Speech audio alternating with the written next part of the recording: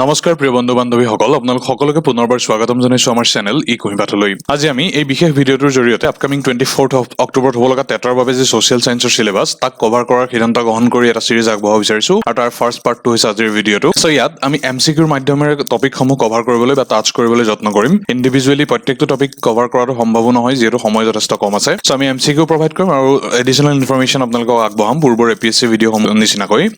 আৰু যদিও এইটো টেট স্পেচিফিক বুলি আমি কৈছোঁ, কিন্তু ইয়াত যিসমূহ টপিক কভাৰ হ'ব, উদাহৰণস্বৰূপে আজিৰ আমি এই ভিডিঅ'টোত জিঅ'গ্ৰাফী ছেকশ্যনৰ পৰা আমি পৃথিৱীৰ বিষয়ে, আমাৰ সৌৰজগতৰ বিষয়ে বা অসম আৰু ভাৰতবৰ্ষৰ ৰিলেটেড বিভিন্ন টপিক আমি কভাৰ কৰিম। চ' এইটো আনকম্পিটিটিভ এক্সামসমূহৰ কাৰণেও সমানে এফেক্টিভ হ'ব, সমানে গুৰুত্বপূৰ্ণ হ'ব আৰু আপোনালোকে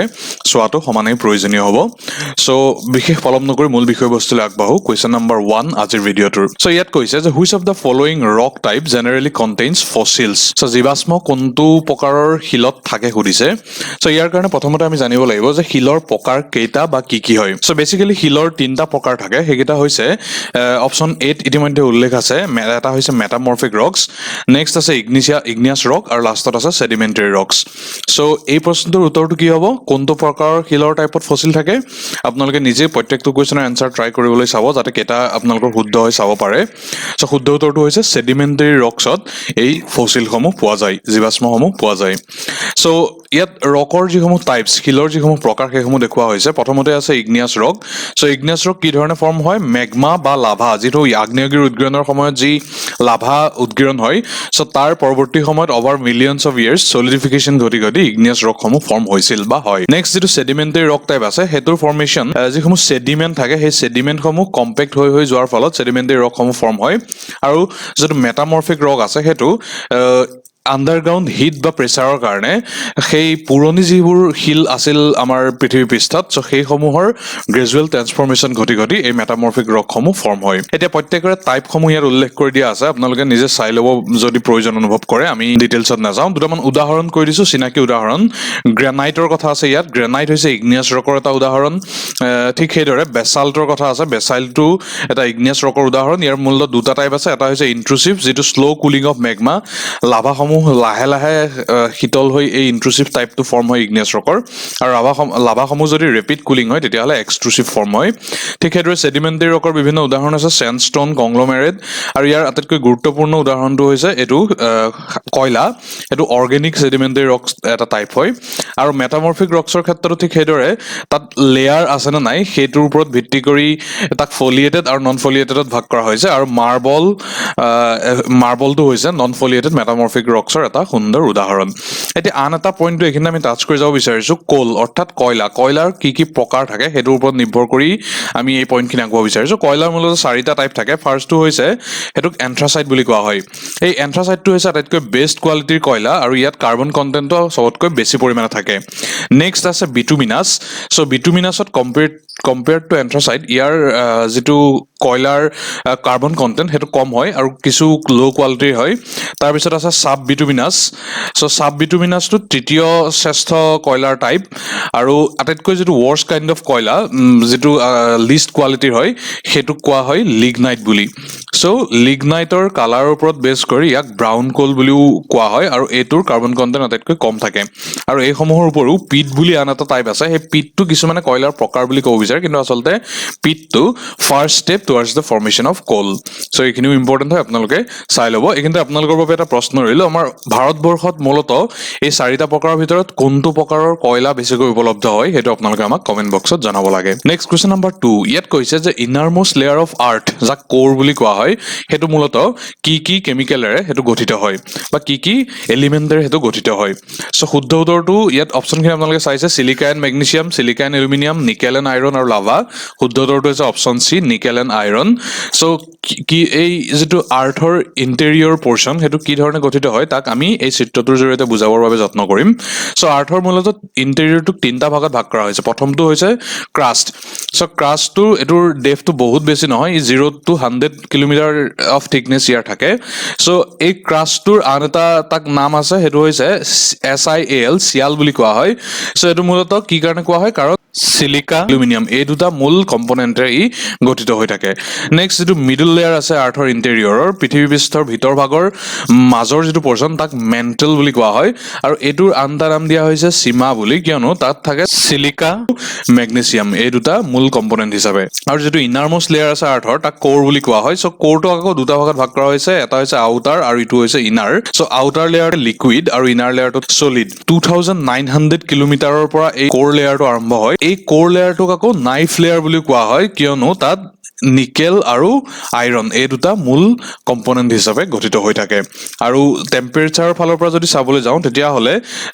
সান সাৰফেস অৰ্থাৎ বেলিৰ আমাৰ সূৰ্যৰ যেটো সাৰফেস তাত যেটো টেম্পাৰেচাৰ তাতকৈ কোৰৰ টেম্পাৰেচাৰটো সদায় বেছি হয় কোৰৰ টেম্পাৰেচাৰটো ইট ইজ এৰাউণ্ড 5000 ডিগ্ৰী সেলসিয়াছ বুলি বৈজ্ঞানিকসকলে মত পোষণ কৰে আৰু যেটো ক্ৰাষ্ট আছিলে ক্ৰাষ্ট আৰু যেটো মেণ্টেল তাৰ যেটো আপাৰমোষ্ট লেয়াৰ এই দুটা একেলগ কৰি কি গঠিত হয় লিথোস্ফিয়াৰ গঠিত হয় সো এটো কেতিয়াবা খুদাৰ সম্ভাৱনা থাকে আৰু কিছুমানৰ মনত প্ৰশ্ন উত্থাপন হ'ব পাৰে যে পৃথিৱী পৃষ্ঠৰ কিমান গভীৰলৈকে বৰ্তমান আমি মানৱ জাতিয়ে খান্দিবলৈ সক্ষম হৈছো সো হেতুক কোলা সুপাৰ ডিপ বোৰহোল বুলি কোৱা হয় সো কোলা সুপাৰ ডিপ বোৰহোলৰ জৰিয়তে ৰাছিয়াৰ বৈজ্ঞানিকসকলে জিঅলজিষ্টসকলে তেওঁলোকে ট্ৰাই কৰিছিল প্ৰায় 12 কিলোমিটাৰ আৰ্থ সাৰফেসৰ ভিতৰলৈকে তেওঁলোকে খাত খানিবলৈ সক্ষম হৈছিল আৰু এটোৱে হিউম্যান মেড আটাইতকৈ ডিপেষ্ট হোল বুলি বৰ্তমান মত পোষণ কৰে so moving on question number 3 ইয়াত কৈছে যে length off day and night দিন আৰু ৰাতিৰ যেটো দৈৰ্ঘ্যৰ ভেৰিয়েচন হেতু মূলতঃ সিজন টু সিজন কি কাৰণত সংঘটিত হয় অপচনখিনি ইয়াত দিছে প্ৰথমটোত কৈছে যে earth's rotation on its axis next earth's revolution next আৰ্থৰ জিৰয়েড শেপ আৰু revolution of earth on tilted axis so কোনটো শুদ্ধ হয় সুধিছে শুদ্ধ উত্তৰটো হ'ব অপচন ডি সো প্ৰথমতে চাও ইয়াত টিল্টেড এক্সিস বুলি কৈছে সো টিল্টেড এক্সিস মানে কি 22.1 ৰ পৰা 24.5 ডিগ্ৰী সেলসিয়াছৰ ভিতৰত পৃথিৱীৰ যিডাল এক্সিস সেই এক্সিসডাল বেকা হৈ থাকে টিল্ট হৈ থাকে আৰু তাৰ ফলশ্ৰুতিত যেটো ৰিভলিউশন হয় সেই ৰিভলিউশনত দিন আৰু ৰাতিৰ দৈৰ্ঘ্যৰ ভেৰিয়েচন হোৱা দেখা পোৱা যায় সো যদি সোধে যে দিন আৰু ৰাতি কিয় হয় যেটো ডে এণ্ড নাইটৰ ফেনোমেনা সো ডে এণ্ড নাইটটো আকৌ এটো বেসিক্যালি হয় ৰোটেশনৰ কাৰণে সো যেতিয়া ৰোটেট হয় পৃথিৱী পৃষ্ঠখন তেতিয়া এটো যদি আমি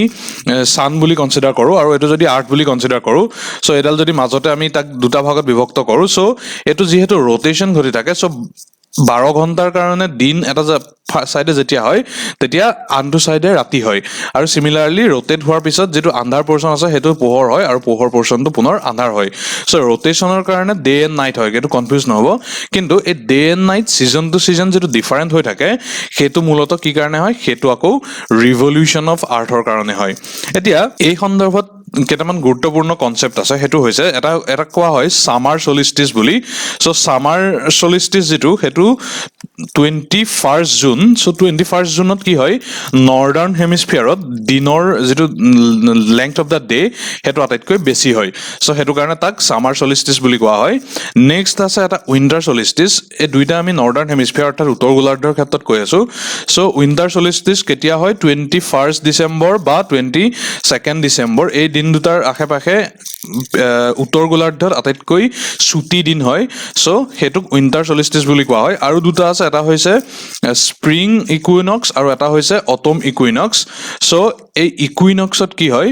দিন আৰু ৰাতিৰ দৈৰ্ঘ্য সমান হয় so day and night both are of equal length so স্প্ৰিংটো কেতিয়া হয় স্প্ৰিংটো হয় 21 মাৰ্চ বা 20 মাৰ্চ এনেকুৱা এৰাউণ্ডত এই স্প্ৰিং ইকুইনক্সটো হয় আৰু অটমটো 23 ছেপ্টেম্বৰৰ আশেপাশে হয় সো সেইকেইটা দিনত ডে এণ্ড নাইটৰ দৈৰ্ঘ্য সমান হয় হেতু কাৰণে তাক ইকুইনক্স বুলি কোৱা হয় সো এইকেইটা গুৰুত্বপূৰ্ণ এইকেইটা আপোনালোকে মনত ৰখা উচিত নেক্সট এটা বিশেষ টাৰ্মৰ কথা ইয়াত কৈছে কোৰিঅলিছ ফ'ৰ্চ সো কোৰিঅলিছ ফ'ৰ্চটো কি কাৰণে হয় এটো আৰ্থ ৰোটেশনৰ কাৰণে হয় কোৰিঅলিছ ফ'ৰ্চটো সিম্পলি যদি আমি বুজাব যাওঁ তেতিয়া হলে এটো এই ধৰণে বুজাব লাগিব যে যদি এডাল ইকুৱেটৰ বুলি ধৰো তেতিয়া হলে এটো হ'ব নৰ্দাৰ্ণ হেমিস্ফিয়াৰ অৰ্থাৎ উত্তৰ গোলাৰ্ধ এটো হ'ব সাউদাৰ্ণ হেমিস্ফিয়াৰ এতিয়া এই কোৰিঅলিছ ফ'ৰ্চৰ কাৰণে কি হয় ক্লকৱাইজ ডিৰেকচনত হাৱাৰ মুভমেন্ট ঘটে আৰু সাউদাৰ্ণ হেমিস্ফিয়াৰত আকৌ এন্টি ক্লকৱাইজ ডিৰেকচনত অৰ্থাৎ বাওঁফালে মুভমেন্ট হয় সো আলটিমেটলি কোৰিঅলিছ ফ'ৰ্চে উইণ্ড ডিৰেকচন চেঞ্জ কৰাত আৰু তাৰ জৰিয়তে জিঅগ্ৰাফিকেল বিভিন্ন ফেনোমেনা হেতুৰ ওভাৰঅল পৰিৱৰ্তনত এই কোৰিঅলিছ ফ'ৰ্চটো এটা অত্যন্ত গুৰুত্বপূৰ্ণ মাধ্যম হিচাপে ব্যৱহৃত হয় আন এটা প্ৰশ্ন কেতিয়াবা সোধে যে টাইড অৰ্থাৎ ঢৌৰ সৃষ্টি কি কাৰণে হয় পৃথিৱী পৃষ্ঠত যিসমূহ সাগৰ মহাসাগৰ থাকে তাত এই ঢৌ টাইডছ বুলি যাক কোৱা হয় সেইটো কি কাৰণে সৃষ্টি হয় সো সেইটো মূলত কি কাৰণে হয় গ্ৰেভিটেশনাল পুল এক্সাৰ্টেড বাই সান এণ্ড মুন অৰ্থাৎ পৃথিৱী পৃষ্ঠৰ কম্পেৰিজনত সূৰ্য আৰু চন্দ্ৰ সিহঁতৰ পজিশনিঙৰ ফলত যেটো গ্ৰেভিটেশনাল পুল যেটো মাধ্যাকৰ্ষণিক শক্তি পৃথিৱী পৃষ্ঠত উপলব্ধ হয় তাৰ ফলশ্ৰুতিত সাগৰীয় পৃষ্ঠসমূহত ঢৌৰ সৃষ্টি হোৱা দেখা পোৱা যায় সো এইখিনি গুৰুত্বপূৰ্ণ এইখিনি আপোনালোকক জনালো কিবা ডাউট যদি আছে বা আমাৰ যদি কিবা ভুল হৈ গৈছে আপোনালোকে কমেন্ট বক্সত জনাব পাৰে নেক্সট কোৱেশ্চন 4ত সুধিছে যে আৰ্থকুৱেকৰ ইন্টেন্সিটি কিহেৰে মেজাৰ কৰা হয় সো এটো কিছু কনফিউজিং প্ৰশ্ন ম্যাগনিটিউড ইন্টেন্সিটি এনেকুৱা ধৰণৰ পইণ্ট অফ ভিউৰ পৰা প্ৰত্যেকটো বেলেগ বেলেগ হয় সো আপোনালোকে কি এটো নিশ্চয় বিবেচনা কৰিছে Richter scale Mercalli scale measuring scale আৰু সিসমোগ্ৰাফ শুদ্ধ উত্তৰটো হৈছে অপচন বি এতিয়া সিসমোলজি যেটো হৈছে হেতু আৰ্থকুৱেক ষ্টাডিৰ যেটো ব্ৰাঞ্চ তাক সিসমোলজি বুলি কোৱা হয় সো সিসমোলজি ৰিলেটেড টাৰ্মটা হৈছে সিসমোগ্ৰাফ যেটো অপচন ডিত আছিল সো সিসমোগ্ৰাফ হৈছে এনেকুৱা এটা ইনস্ট্ৰুমেন্ট যেটো ব্যৱহাৰ কৰা হয় to detect and record earthquake অৰ্থাৎ ভূমিকম্প যেতিয়া সংঘটিত হয় সো তাৰ সেই ভূমিকম্প যে হৈছে সেই ফেনোমেনাটো ৰেকৰ্ড কৰিবৰ কাৰণে বা ডিটেক্ট কৰিবৰ কাৰণে সিসমোগ্ৰাফ নামৰ যন্ত্ৰবিধ ব্যৱহাৰ কৰা হয় এটা ৰিক্টাৰ স্কেলটো খুব জনপ্ৰিয় ৰিক্টাৰ স্কেলটো আৰ্থকুৱেকৰ ম্যাগনিটিউড মেজাৰমেন্টৰ কাৰণে ইয়াক ব্যৱহাৰ কৰা হয় সো ম্যাগনিটিউড ৱৰ্ডটো যেতিয়া থাকিব তেতিয়া ৰিক্টাৰ স্কেল হ'ব কিন্তু মাৰ্কেলি স্কেলটোৰে ইন্টেন্সিটি জুখিবৰ কাৰণে ব্যৱহাৰ কৰা হয় আৰ্থকুৱেকৰ সো ভূমিকম্পৰ ইন্টেন্সিটি ৱৰ্ডটো যেতিয়া থাকিব তেতিয়া কিন্তু মাৰ্কেলি স্কেল ব্যৱহাৰ কৰা হয় আৰু দুইটাৰ ৰেঞ্জৰ মাজত পাৰ্থক্য থাকে ৰিক্টাৰ স্কেল জেনাৰেলি 0 ৰ পৰা 10 লৈকে থাকে কিন্তু 2 ৰ পৰা ইয়াক ফাংচনেলি ব্যৱহাৰ কৰা হয় 2 ৰ পৰা 10 লৈকে থাকে 10 প্ৰাবল্যৰ ভূমিকম্প বৰ্তমানলৈকে পৃথিৱী পৃষ্ঠত সংঘটিত হোৱা নাই সো 10 টোকে আপাৰ লিমিট বুলি ধৰা হৈছে বৰ্তমান আৰু মাৰ্কেলি স্কেলৰ ক্ষেত্ৰত 1 ৰ পৰা 12 লৈকে থকা দেখা পোৱা যায় সো 1 ৰ ক্ষেত্ৰত কি হয় যেতিয়া ৰেঞ্জ 1 থাকে তেতিয়া নট ফেইলড অৰ্থাৎ ভূমিকম্পটো সংঘটিত হ'ল কিন্তু তাৰ বিশেষ প্ৰাবল্য অনুভৱ কৰা নহল হেতু 1 বুলি কোৱা হয় আৰু 12 ৰ যেতিয়া হয় তেতিয়া হেতু টোটাল ডিস্ট্ৰাকচন সংঘটিত হৈছে বুলি সম্পূৰ্ণ ধ্বংস হৈ গৈছে বুলি যেতিয়া অনুভৱ কৰা হয় এটা নিৰ্দিষ্ট এৰিয়া তাক টোটাল ডিস্ট্ৰাকচনত তাক 12 এই ভ্যালুটো মাৰ্কেলি স্কেলত ব্যৱহাৰ কৰা হয় সো এইখিনি গুৰুত্বপূৰ্ণ আপোনালোকে মনত ৰাখিব যেতিয়া ম্যাগনিটিউডৰ কথা খুদে ম্যাগনিটিউড বুলি ৱৰ্ডটো থাকিলে তেতিয়া এটো ৰিক্টাৰ স্কেল হ'ব যেতিয়া ইন্টেন্সিটি থাকিব তেতিয়া মাৰ্কেলি স্কেল হ'ব next question number 5 so recently অসমৰ ঢেকিয়াজুলিত 6.4 ম্যাগনিটিউডৰ এটা আৰ্থকুৱেক সংঘটিত হৈ গ'ল এটা ভূমিকম্প হ'ল তাৰ এপিসেন্টাৰটো ঢেকিয়াজুলি ডিটেক্ট কৰা হৈছিল এটো মূলত কি কাৰণত সংঘটিত হ'ল সো অপচনখিনি দিছে Kopili fault then Atharkhed fault north south lineament আৰু all of the above so ইয়াৰ শুদ্ধ উত্তৰটো হৈছে অল অফ দা এবভ অৰ্থাৎ Kopili fault Atharkhed fault north south lineament এনেকুৱা আটাইকেইটা ৰিজনৰ কাৰণে এই ঢেকিয়াজুলিৰ যেটো ভূমিকম্প হৈছিল হেতু সংঘটিত হৈছিল এতিয়া ইয়াত আমি এটা টাৰ্ম পাইছো কপিলি ফল্ট সো কপিলি ফল্টনো কি হয় হেতু আমি প্ৰথমতে চাই লবৰ যদি যত্ন কৰো সো কপিলি ফল্টটো হৈছে এটা 300 কিলোমিটাৰ দৈৰ্ঘ্যৰ আৰু 50 কিলোমিটাৰ বহল এটা ফল্ট হয় যেটো মণিপুৰৰ ওয়েষ্টাৰ্ণ পাৰ্টৰ পৰা মূলত কলৈলৈকে ই বিয়পি আছে অৰুণাচল প্ৰদেশ অসম আৰু ভূটান এই তিনিখন ঠাইৰ যেটো ট্ৰাই জাংচন আছে তালৈকে এই বিয়পি থকা এটা ফল্ট হয় সো ফল্ট এতিয়া কি হয় ফল্ট হৈছে এটো হৈছে এনেকুৱা এটা ফ্ৰেকচাৰ যেটো ক্ৰাষ্টৰ বিষয়ে ওপৰত আমি আলোচনা কৰিছিলো সো ক্ৰাষ্টত থকা যিসমূহ ৰক ব্লক হয় সো সেই ৰক ব্লক সমূহৰ মাজত থকা এটা ফ্ৰেকচাৰক ফল্ট বুলি কোৱা হয় ধৰা হওক এটো হৈছে এটা ক্ৰাষ্টৰ ৰক ব্লক আৰু এটো হৈছে আন এটা ৰক ব্লক সো ইয়াৰ মাজৰ যেটো এই ফ্ৰেকচাৰটো সেই ফ্ৰেকচাৰটোই মূলত হৈছে ফল্ট সো এই ফল্টৰ ওপৰত বেচিছ কৰি এই দুইটা ৰক যি ব্লক আছিল হেকিটা মুভমেন্ট কৰিব পাৰে সো সেই মুভমেন্টটো তিনি প্ৰকাৰ হয় আৰু তাৰ ভিত্তিত ডিপেন্ড কৰি ফলটোকো তিনি ধৰণে বিভক্ত কৰা হয় এতিয়া এই কপিলি ফলটো ই কিহৰ ক্লোজ প্ৰক্সিমিটিত থাকে ই হিমালয়ান ফ্ৰন্টেল থ্ৰাষ্টৰ ক্লোজ প্ৰক্সিমিটিত থাকে হিমালয়ান ফ্ৰন্টেল থ্ৰাষ্টক মেইন ফ্ৰন্টেল থ্ৰাষ্ট বুলি কোৱা হয় সো এই হিমালয়ান ফ্ৰন্টেল থ্ৰাষ্টটো হৈছে এনেকুৱা এটা জিঅলজিক্যাল ফল্ট যেটো দুখন টেকটনিক প্লেটৰ সমান্তৰালভাৱে আছে এখন হৈছে ইণ্ডো অষ্ট্ৰেলিয়ান আৰু আনখন হৈছে ইউৰেছিয়ান এই দুখন টেকটনিক প্লেটৰ মাজত এই ফ্ৰেকচাৰটোক হিমালয়ান ফ্ৰন্টেল থ্ৰাষ্ট বুলি কোৱা হয় আৰু এই হিমালয়ান ফ্ৰন্টেল থ্ৰাষ্টৰ সমীপৱৰ্তী এই ফল্টটো হৈছে কপিলি ফল্ট আৰু এই কপিলি ফল্টৰ যি মুভমেন্ট সেই মুভমেন্টৰ ফলস্বৰূপত আৰু তাৰ সমান্তৰালভাৱে আথাৰখেড ফল্ট এই আথাৰখেড ফল্টটো এটো ইষ্ট ওয়েষ্ট ডিৰেক্টিং এটা ফল্ট হয় আৰু কপিলি ফল্টটো হৈছে নৰ্থ ওয়েষ্ট সাউথ ইষ্ট ডিৰেক্টিং এটা ফল্ট সো এই দুটা ফল্টৰ মুভমেন্টৰ সমান্তৰালভাৱে নৰ্থ সাউথ লাইনমেন্ট এই আটাইকেইটা ৰিজনৰ ফলস্বৰূপত ঢেকিয়াজুলি মাজুলীৰ যেটো ভূমিকম্প 6.4 ম্যাগনিটিউডৰ হেতু সংঘটিত হৈছে বুলি বিজ্ঞানীসকলে মত পোষণ কৰিছে আৰু এইখিনিতে আন এটা তথ্য আমি দিলব বিচাৰিছো যেতিয়া দুটা টেকটনিক প্লেটৰ মাজত সংঘৰ্ষ হয় তাৰ ফলশ্ৰুতিত এটা নতুন ল্যান্ডফৰ্মৰ সৃষ্টি হ'ব পাৰে আৰু তেনেদৰে যেটো হিমালয়ান মাউন্টেইন আছিলে হিমালয়ান মাউন্টেইনটো তেনেদৰে সৃষ্টি হোৱা সো হিমালয়ান মাউন্টেইনটোক তাক কি বুলি কোৱা হয় হেতু ইয়ংফল মাউন্টেইন বুলি কোৱা হয় এটো পূৰ্বৰ টেটৰ এটা পৰীক্ষাটো আহিছে সো অসমীয়াত যদি চাব যাও তেতিয়া হলে এটো নতুন ভংগিল পৰ্বত বুলি তাক কোৱা হ'ব সো নতুন ভংগিল পৰ্বতৰ উদাহৰণ যদি কি হয় তেতিয়া হলে এটো হৈছে হিমালয়ান সো হিমালয়ানটো হৈছে ইয়ংগেষ্ট মাউন্টেইন আমাৰ ভাৰতবৰ্ষৰ আৰু তাতকৈ ওল্ডেষ্ট মাউন্টেইন যদি কি আমি চাব যাও তেতিয়া হলে হেতু হ'ব আৰাৱলী পৰ্বতমালা এই আৰাৱলী পৰ্বতমালা ই প্ৰাগৈতিহাসিক সময়ৰ পৰাই ভাৰতবৰ্ষত অৱস্থিত বুলি বিজ্ঞানীসকলে মত পোষণ কৰে আৰু এইখিনিতে আন এটা গুৰুত্বপূৰ্ণ পইণ্ট আমি চাই লব বিচাৰিছো এই প্ৰশ্নটোৰ ৰিলেটেড হেতু হৈছে সেইজমিক জোন সো সেইজমিক জোন কি যে এটা নিৰ্দিষ্ট এৰিয়াত ভূমিকম্প সংঘটিত হোৱাৰ সম্ভাৱনা কিমান থাকে সো হেতুৰ ওপৰত ভিত্তি কৰি পৃথিৱী পৃষ্ঠৰ অংশ ভূখণ্ডসমূহক বিভিন্ন ভাগত বিভিন্ন জোনত ভাগ কৰা হৈছে তাৰে হাইয়েষ্ট যেটো পসিবল জোন হৈছে হেতু হৈছে জোন 5 এটুক হাইয়েষ্ট সিজমিক জোন বুলি কোৱা হয় আৰু এই হাইয়েষ্ট সিজমিক জোনত আটাইতকৈ বেছি ভূমিকম্প হোৱাৰ সম্ভাৱনা থাকে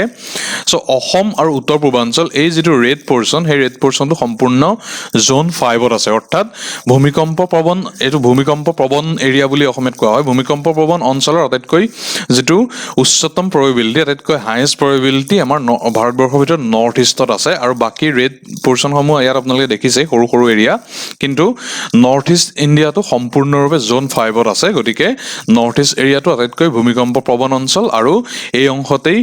লাৰ্জ ম্যাগনিটিউডৰ ভূমিকম্পসমূহ অহাৰ সম্ভাৱনা প্ৰায়ে মত পোষণ কৰে বিজ্ঞানীসকলে নেক্সট কোৱেশ্চন নম্বৰ 6 ইয়াত কৈছে যে 1950 ত যেটো আসাম আৰ্থকুৱেক হৈছিল সো হেতু 8.6 ম্যাগনিটিউডৰ হৈছিল সো হেতু কোনটো বিশেষ তাৰিখত সংঘটিত হৈছিল কৈছে সো শুদ্ধ উত্তৰটো হৈছে 15 আগষ্ট সো 15 আগষ্টত হোৱাৰ বাবে ইয়াক কি বুলি কোৱা হয় ভূমিকম্পটোক এটুক ইন্ডিপেন্ডেন্স ডে আৰ্থকুৱেক বুলিও কোৱা হয় সো শুদ্ধ উত্তৰটো কি হ'ব তেতিয়াহলে option C so independence day earthquake এই বিশেষ ভূমিকম্পটোৰ বাদেও যদি আমি ভূমিকম্পৰ ইতিহাস অসমত চাওঁ অসম যেহেতু সিজমিক জোন 5ত পৰে ইতিমধ্যে ওপৰ প্ৰশ্নত কোৱাৰ দৰে গতিকে ই ঐতিহাসিকভাৱে বিভিন্ন খুব গুৰুত্বৰ প্ৰাবল্যৰ ভূমিকম্পৰ সন্মুখীন হৈ আহিছে তাৰে আন এটা সমান প্ৰাবল্যৰ ভূমিকম্প আছিল 1897 এই 1897 ৰ যেটো ভূমিকম্প এটো 8.6 8.7 ৰিক্টাৰ স্কেলত ইয়াৰ প্ৰাবল্য আছিল আৰু এটো অসমৰ ৰংজলি আছিল ইয়াৰ অভিকেন্দ্ৰ আৰু এই 1897 ৰ ভূমিকম্পটোৰ ফলশ্ৰুতিত অসমৰ ভূখণ্ডৰ ব্যাপক পৰিৱৰ্তন ঘটিছিল আৰু যেটো চান্দুবি লেক আছে বৰ্তমান জনপ্ৰিয় টুৰিষ্ট ডেষ্টিনেশ্যন এই চান্দুবি লেকটো এই 1897 ভূমিকম্পটোৰ ফলশ্ৰুতিতেই ইয়াৰ সৃষ্টি হৈছিল বুলি মত পোষণ কৰে জিঅলজিষ্টসকলে নেক্সট চাওঁ কোৱেশ্চন নম্বৰ 7 ইয়াত কৈছে যে মাৰ্চ আৰ্থ মাৰ্কিউৰি আৰু ইউৰেনাছ এই চাৰিটাৰ ভিতৰত জোভিয়েল প্লেনেট কোনটো সো জোভিয়েল প্লেনেটৰ অপজিটটো হৈছে টেৰেষ্ট্ৰিয়েল প্লেনেট শুদ্ধ উত্তৰটো হৈছে অপচন ডি ইউৰেনাছ আৰু ইয়াত আমি দেখাবৰ যত্ন কৰিছো যে সৌৰজগতৰ যি 8টা গ্ৰহ আছে প্লুটো এটা গ্ৰহ কিন্তু তাক বৰ্তমান গ্ৰহৰ মৰ্যাদাৰ পৰা কেনসেল কৰা হৈছে সো প্ৰথম চাৰিটা হৈছে মাৰ্কিউৰি ভেনাছ আৰ্থ আৰু মাৰ্চ সো এই চাৰিটা গ্ৰহক ইহঁতক ইনাৰ প্লেনেট বুলি কোৱা হয় বা টেৰেষ্ট্ৰিয়েল প্লেনেট বুলি কোৱা হয় সো কিয় কোৱা হয় কাৰণ ইহঁতৰ যেটো সাৰফেস হওক বা ইহঁতৰ যেটো এনভায়ৰনমেন্ট হেতুৰ পৃথিৱীৰ যি এনভায়ৰনমেন্ট তাৰ লগত কিছু মিলজুল থকা দেখা পোৱা যায় সো আলটিমেটলি হেতু কাৰণে ইহঁতক টেৰেষ্ট্ৰিয়েল প্লেনেট বুলি কোৱা হয় কিন্তু বাহিৰৰ যি চাৰিটা প্লেনেট যিকিটা সাইজটো খুব ডাঙৰ হয় সো জুপিটাৰ সেটাৰ্ন অৰ্থাৎ বৃহস্পতি শনি ইউৰেনাছ আৰু নেপচুন সো এই চাৰিটাক আউটাৰ প্লেনেট বুলি কোৱা হয় কিয়নো প্ৰথম চাৰিটাৰ কম্পেৰিজনত ইহঁতৰ যি সূৰ্যৰ পৰা দূৰত্ব সেই দূৰত্বও কিছু বেছি হয় হেতু কাৰণে তাক আউটাৰ প্লেনেট বুলি কোৱা হয় নেক্সট ইয়াৰ জুপিটাৰৰ যেটো এনভায়ৰনমেন্ট তাৰ লগত ইহঁতৰ প্ৰক্সিমিটি দেখা পোৱা যায় এনভায়ৰনমেন্টৰ সো তাক জোভিয়েল প্লেনেট বুলি কোৱা হয় আৰু এই চাৰিটাৰ যেটো এনভায়ৰনমেন্ট এই চাৰিটাৰ যেটো ফৰ্মেশন হেতু গেছেৰে গঠিত হৈ থাকে সো হেতু কাৰণে ইহঁতক গেছ প্লেনেট বুলি কোৱা হয় তাৰ পৰিৱৰ্তে এই টেৰেষ্ট্ৰিয়েল প্লেনেট গিটাৰ কিন্তু সাৰফেসটো হেতু সলিড সাৰফেস হয় সো হেতু কাৰণে এই গিটাক এই চাৰিটা প্লেনেটক জোভিয়েন প্লেনেটৰ লগতে ইহঁতক গেছ জায়েন্ট বুলি কোৱা হয় গেছেৰে ইহঁতি গঠিত হৈ থাকে আৰু ইহঁতৰ সাইজটো খুব ডাঙৰ হয় ইতিমধ্যে কলোৱে গেছ জায়েন্ট আৰু সলিড সাৰফেসৰ কথা আৰু লাৰ্জেষ্ট যেটো আউটাৰ প্লেনেট ইতিমধ্যে আমি জানো যে লাৰ্জেষ্ট আউটাৰ প্লেনেটটো কি হেতু হৈছে জুপিটাৰ আৰু এই জুপিটাৰটো আছিল ইন্টাৰেষ্টিংলি ফাৰ্ষ্ট প্লেনেট যেটো টেলিস্কোপৰ জৰিয়তে অবজাৰ্ভ কৰা হৈছিল সেই অবজাৰভেশ্যনটো কোনে কৰিছিল গেলিলিওয়ে কৰিছিল Galileo in the year 1610 so এটো কেতিয়াবা খুদাৰ সম্ভাৱনা থাকে নেক্সট কোৱেশ্চন নম্বৰ 8 ইয়াত কৈছে যে which star is nearest to earth পৃথিৱীৰ পৰা আটাইতকৈ ওচৰত থকা ষ্টাৰটো বা নক্ষত্ৰটো কি সো শুদ্ধ উত্তৰটো হৈছে সান সো এটো বহুতে প্ৰক্সিমা সেঞ্চুৰীৰ লগত কনফিউজ কৰে কিন্তু আসলতে প্ৰক্সিমা সেঞ্চুৰী সূৰ্যৰ পিছত দ্বিতীয় ষ্টাৰ যেটো আটাইতকৈ ওচৰত থাকে কিন্তু প্ৰথম আৰু আটাইতকৈ ক্লোজেষ্ট ডিসটেন্সত থকাটো হৈছে সান আৰু সেকেন্ড ক্লোজেষ্টটো হৈছে প্ৰক্সিমা সেঞ্চুৰী এই প্ৰক্সিমা সেঞ্চুৰী হৈছে আলফা সেঞ্চুৰী এটা পাৰ্ট সো আলফা সেঞ্চুৰী এ ট্ৰাইপ্লেনেট এটা সিস্টেম বুলিও কোৱা হয় ট্ৰাইষ্টাৰ সিস্টেম বুলি সো ইয়াত কি থাকে আলফা সেঞ্চুৰী এ যাক অফিচিয়ালি কোৱা হয় ৰিজিল কেন্টৰাছ নেক্সট আলফা সেঞ্চুৰী বি যাক অফিচিয়ালি কোৱা হয় টলিমেন বুলি আৰু লাষ্টত আলফা সেঞ্চুৰী সি প্ৰক্সিমা সেঞ্চুৰী বুলি কোৱা হয় নেক্সট কোৱেশ্চন নম্বৰ 9 ইয়াত চাৰিটা প্লেনেটৰ কথা কৈছে মাৰ্স আৰ্থ জুপিটাৰ আৰু নেপচুন আৰু হিহঁতক decreasing order of their confirm satellite so হিহঁতৰ কিমানটা উপগ্ৰহ এতিয়ালৈকে কনফাৰ্মড হৈছে তাৰ ভিত্তিত হিহঁতক ডিক্ৰিজিং অৰ্ডাৰত এৰেঞ্জ কৰিব দিছে সো কাৰেক্ট সিকোয়েন্সটো কি হ'ব তেতিয়াহলে 3412 অৰ্থাৎ আটাইতকৈ বেছি কাৰ আছে আটাইতকৈ বেছি আছে জুপিটাৰৰ সো এটো আটাইতকৈ ফাৰ্স্ট পজিশনত থাকিব তো ইয়াত আমি মেনশন কৰি দিছো কোনটো প্লেনেটৰ কিমানটা উপগ্ৰহ আছে মাৰ্কিউৰি আৰু ভেনাছ ইহঁতৰ কোনো উপগ্ৰহ নাই আৰ্থৰ ক্ষেত্ৰত মুন আছে মাৰ্সৰ ক্ষেত্ৰত আছে দুটা সো সেই মাৰ্সৰ যেটা স্যাটেলাইট সিহঁতক কি বুলি কোৱা হয় এগিৰাও কেতিয়াবা পঢ়িব পাৰে হেতু কোৱা হয় কমে ফোবছ আৰু ডেইমছ সো ফোবছ আৰু ডেইমছ হৈছে মাৰ্সৰ দুটা স্যাটেলাইট নেক্সট জুপিটাৰৰ ওভাৰঅল 79 টা স্যাটেলাইট আছে বুলি কোৱা হয় তাৰে 53 টা কনফাৰ্মড আৰু নেমড আৰু সেটাৰ্নৰ আছে 82 টা তাৰে 53 টা কনফাৰ্মড আৰু নেমড বাকি 26 টা জুপিটাৰৰ প্ৰভিজনাল 29 টা সেটাৰ্নৰ প্ৰভিজনাল সো তাতকৈ বেছি উপগ্ৰহ কাৰ আছে বুলি যদি কোৱা হয় তেতিয়াহলে দ্যাট উইল বি সেটাৰ্ন আৰু কনফাৰ্মড উপগ্ৰহৰ ক্ষেত্ৰত কিন্তু জুপিটাৰ আৰু সেটাৰ্ন দুইটা ইকুৱেল হয় নেক্সট ইউৰেনাছৰ আছে 27 টা আৰু নেপচুনৰ আছে 14 টা এটা প্ৰশ্ন উত্থাপিত হয় যে এই সমগ্ৰ যিসমূহ স্যাটেলাইট আছে যিসমূহ মুন বুলি যাক কোৱা হয় সো সেই মুন সমূহৰ ভিতৰত আটাইতকৈ লাৰ্জেষ্ট সাইজৰ মুনটো কি আৰু হেতু হৈছে জুপিটাৰৰ যেটো স্যাটেলাইট যাক গ্ৰেনিমেড বুলি কোৱা হয় সো গ্ৰেনিমেড হৈছে আটাইতকৈ largest satellite of solar system আৰু সেকেন্ড পজিশনত কি আছে টাইটান এই টাইটানটো হৈছে সেটাৰ্নৰ এটা উপগ্ৰহ গ্ৰেনিমেড এই যেটো আটাইতকৈ লাৰ্জেষ্ট স্যাটেলাইট তাৰ আন এটা গুৰুত্বপূৰ্ণ পইণ্ট আছে হেতু হৈছে এটোৱে হৈছে একমাত্ৰ স্যাটেলাইট যেটোৰ নিজা ম্যাগনেটিক ফিল্ড আছে কেৱল স্যাটেলাইট বুলি নহয় এটো হৈছে সোলাৰ সিস্টেমৰ একমাত্ৰ এনেকুৱা এটা প্লেনেট যেটোৰ নিজা ম্যাগনেটিক ফিল্ড নিজা চুম্বকীয় ক্ষেত্ৰ আছে সো হেতু যদি কেতিয়াবা সোধে যে একমাত্ৰ চুম্বকীয় ক্ষেত্ৰ নিজা চুম্বকীয় ক্ষেত্ৰ থকা একমাত্ৰ সোলাৰ সিস্টেমৰ বডিটো কি তেতিয়াহলে দ্যাট উড বি গ্ৰেনিমেড জুপিটাৰে আন এটা গুৰুত্বপূৰ্ণ উপগ্ৰহ হেতু যাক লো বুলি কোৱা হয় এই লোটো হৈছে most volcanically active body in the solar system অৰ্থাৎ আটাইতকৈ বেছি ভলকেনিক ইৰাপচন সংঘটিত হয় এই লো নামৰ যেটো উপগ্ৰহ আছে জুপিটাৰৰ সো তাতে হেতু গুৰুত্বপূৰ্ণ আৰু গেলিলিওয়ে ইতিমধ্যে ওপৰ প্ৰশ্নটোত গেলিলিওৰ কথা কৈছিলো সো তেৱেই হৈছে প্ৰথম গৰাকী ব্যক্তি যি আৱিষ্কাৰ কৰিছিল যে আদাৰ প্লেনেটস ক্যান হেভ মুন অলসো অৰ্থাৎ পৃথিৱীৰ বাদেও যিসমূহ আন প্লেনেট আছে সেই সমূহতো যে উপগ্ৰহ আছে সো সেই বস্তুটো আৱিষ্কাৰ কৰা প্ৰথম ব্যক্তিগৰাকী কোন আছিল তেওঁ হৈছে Galileo alright moving on question number 10 ইয়াত কৈছে যে বায়ুমণ্ডলৰ কোনটো লেয়াৰত ওজন লেয়াৰটো থাকে গুৰুত্বপূৰ্ণ প্ৰশ্ন অহাৰ সম্ভাৱনা আছে সো অপচন খিনি দিছে স্ট্ৰেটোস্ফিয়াৰ ট্ৰপোস্ফিয়াৰ মেসোস্ফিয়াৰ আৰু আয়নোস্ফিয়াৰ সো ইয়াৰ শুদ্ধ উত্তৰটো হৈছে অপচন 8 উল্লেখিত স্ট্ৰেটোস্ফিয়াৰ সো আমি বায়ুমণ্ডলৰ যিকিটা টাইপ হয় যিকিটা লেয়াৰ হয় হেকিটা আমি ইয়াত দেখাই লৈছো সো প্ৰথমতে আছে আটাইতকৈ লোৱেষ্ট লেভেলত যেটো আছে হেতু হৈছে ট্ৰপোস্ফিয়াৰৰ দুটামান গুৰুত্বপূৰ্ণ পইণ্ট কৈ দিব বিচাৰিছো সো ট্ৰপোস্ফিয়াৰ ইতিমধ্যে আমি গম পালো লোৱেষ্ট লেয়াৰ আৰু ইয়াত যিবোৰ ওয়েদাৰ চেঞ্জ ফেনোমেনন হয় যিবোৰ বতৰ পৰিৱৰ্তন হয় সেই সমগ্ৰ পৰিৱৰ্তনখিনি এই ট্ৰপোস্ফিয়াৰৰ ক্ষেত্ৰতে হয় আৰু ইয়াৰ টেম্পাৰেচাৰ যিমানেই উচ্চতালৈ যোৱা যায় টেম্পাৰেচাৰ কমি আহে নেক্সট তাৰ তলৰ লেয়াৰটো হৈছে স্ট্ৰেটোস্ফিয়াৰ সো ট্ৰপোস্ফিয়াৰ আৰু স্ট্ৰেটোস্ফিয়াৰৰ মাজত যেটো আৱৰণ থাকে সেইখনক কি বুলি কোৱা হয় সেইখনক ট্ৰপোপজ বুলি কোৱা হয় এটো গুৰুত্বপূৰ্ণ মনত ৰাখিব সো ট্ৰপোপজ এটা স্ট্ৰেটোস্ফিয়াৰৰ ক্ষেত্ৰত কি তাৰ ইন্টাৰেষ্টিং ফেনোমেনা আছে এটো আমি যদি চাবৰ যত্ন কৰো স্ট্ৰেটোস্ফিয়াৰ প্ৰায় 50 কিলোমিটাৰ উচ্চতালৈকে ই বিয়পি থাকে ফ্লাইট অৰ্থাৎ উৰাজাহাজৰ উৰণৰ বাবে আটাইতকৈ সুইটেবল যেটো লেয়াৰ হেতু হৈছে স্ট্ৰেটোস্ফিয়াৰ কিয় কাৰণ এই লেয়াৰটোত বতৰ পৰিৱৰ্তন খুব কমেই সংঘটিত হয় গতিকে বিমান পৰিবহনৰ বাবে এটো আটাইতকৈ সুইটেবল লেয়াৰ আৰু স্ট্ৰেটোস্ফিয়াৰৰ আন এটা খুব ইন্টাৰেষ্টিং পইণ্ট হৈছে হেতু হৈছে ওজন লেয়াৰ ইয়াত ওজন O3 ওজনটো হৈছে O3 ইয়াৰ কেমিক্যাল ফৰ্ম সো এই O3 ওজন যেটো গ্যাস সেটো স্ট্ৰেটোস্ফিয়াৰত ইন এবান্ডেন্স পোৱা যায় আৰু এই ওজন লেয়াৰটোৱে আমাক কি কৰে ইউভি ৰেডিয়েশনৰ পৰা বচাই ৰাখে UV radiation is harmful for skin so UV ৰেডিয়েশনৰ পৰা বচাই ৰখা লেয়াৰটো হৈছে ওজন লেয়াৰ আৰু ওজন লেয়াৰটো এই স্ট্ৰেটোস্ফিয়াৰতে প্ৰেজেন্ট থাকে এতিয়া ওজন লেয়াৰক আকৌ এটা বিশেষ কেমিকেলে খুব ক্ষতি কৰে হেতু হৈছে CFC ক্লোৰোফ্লোৰকাৰ্বন আৰু CFCৰ পৰা যেটো ওজন লেয়াৰৰ ক্ষয়কৰণ তাৰ ফলশ্ৰুতিত এন্টাৰ্কটিকা ৰিজনত এটা খুব ওজন লেয়াৰৰ যেটো ওজন লেয়াৰত এটা ডাঙৰ ফাক দেখা পোৱা গৈছে সো তাক কোৱা হয় ওজন লেয়াৰ ডিপ্লিশন বুলি এতিয়া স্ট্ৰেটোস্ফিয়াৰৰ পিছৰ লেয়াৰটো কি আছিল হেতু হৈছে মেসোস্ফিয়াৰ সো স্ট্ৰেটোস্ফিয়াৰ আৰু মেসোস্ফিয়াৰৰ মাজৰ যেটো গ্যাপ হেতু কোৱা হয় স্ট্ৰেটোপ'জ বুলি এতিয়া মেসোস্ফিয়াৰৰ ইন্টাৰেষ্টিং পইণ্ট কি গোটেই এনভায়ৰনমেন্টৰ বায়ুমণ্ডলৰ আটাইতকৈ কোল্ডেষ্ট লেয়াৰ হৈছে মেসোস্ফিয়াৰ আৰু ইয়াৰ দৈৰ্ঘ্যটো 50 পৰা 80 কিলোমিটাৰৰ মাজত হয় আৰু ইয়াৰ ইন্টাৰেষ্টিং পইণ্টটো হৈছে যিসমূহ মেটেৰিয়েলছ আছে যিসমূহ বহিৰ্বিশ্বৰ বিভিন্ন কম্পোনেন্ট পৃথিৱী পৃষ্ঠত বা এনভায়ৰনমেন্টত প্ৰৱেশ কৰে সেইসমূহ মূলত এই মেসোস্ফিয়াৰতে তাৰ বাৰ্নিং হৈ যায় সেইসমূহ জ্বলে আৰু তাৰ ফলশ্ৰুতিত পৃথিৱীৰ সাৰফেসত খুন্দা সেইসমূহে মূলত নাখায় ম্যাক্সিমামে নাখায় সো হেতু এই মেটেৰিয়েল বাৰ্ন যেটো ফেনোমেনা হেতু এই মেসোস্ফিয়াৰতে হয় এতিয়া মেসোস্ফিয়াৰৰ ওপৰৰ লেয়াৰটো হৈছে থাৰ্মোস্ফিয়াৰ সো থাৰ্মোস্ফিয়াৰ আৰু মেসোস্ফিয়াৰৰ মাজৰ যিখন আৱৰণ হয় তাক মেসোপজ বুলি কোৱা হয় সো এই থাৰ্মোস্ফিয়াৰটো হৈছে 3 to 400 কিলোমিটাৰৰ মাজত থাকে সো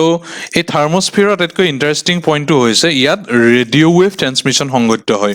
সো ৰেডিঅ' ৱেভ ট্ৰান্সমিশ্যনৰ ক্ষেত্ৰত যদি কেতিয়াবা সোধা যায় প্ৰশ্ন যে ৰেডিঅ' ৱেভ ট্ৰান্সমিশ্যন কোনটো লেয়াৰত হয় তেতিয়াহলে তাক থাৰ্মোস্ফিয়াৰৰ কথা আমি ক'ব লাগিব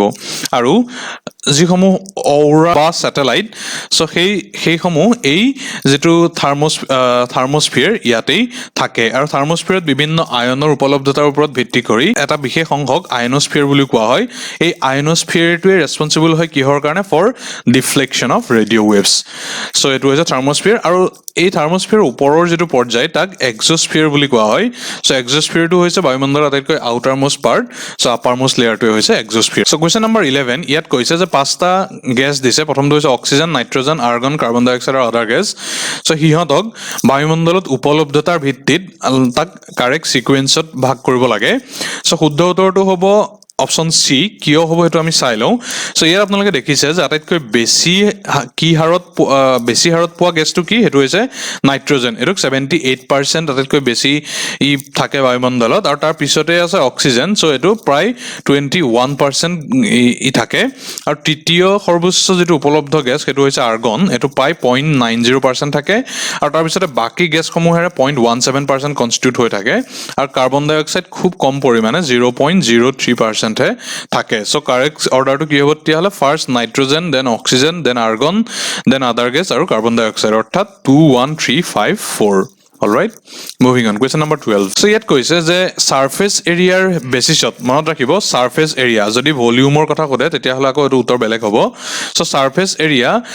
অৰ্থাৎ মাটিকালিৰ হিচাপত আটাইতকৈ লাৰ্জেষ্ট লেকটো কি আটাইতকৈ ডাঙৰ হ্ৰদটো কি পৃথিৱীৰ ভিতৰত সো এটো কিছুমানে কনফিউজ কৰে পূৰ্ব পৰীক্ষাত দেখিছো ইণ্ডিয়া আৰু ওয়াৰ্ল্ডৰ মাজত কনফিউজ কৰিছে যদি ওয়াৰ্ল্ড স্পেসিফিক্যালি থাকে তেতিয়াহলে ইণ্ডিয়াৰ যেটো লাৰ্জেষ্ট লেক হেতু উল্লেখ কৰিলে হেতু মাৰ্কস ফেটছ নহব শুদ্ধ উত্তৰটো হৈছে অপশন ডি কাস্পিয়ান সি সো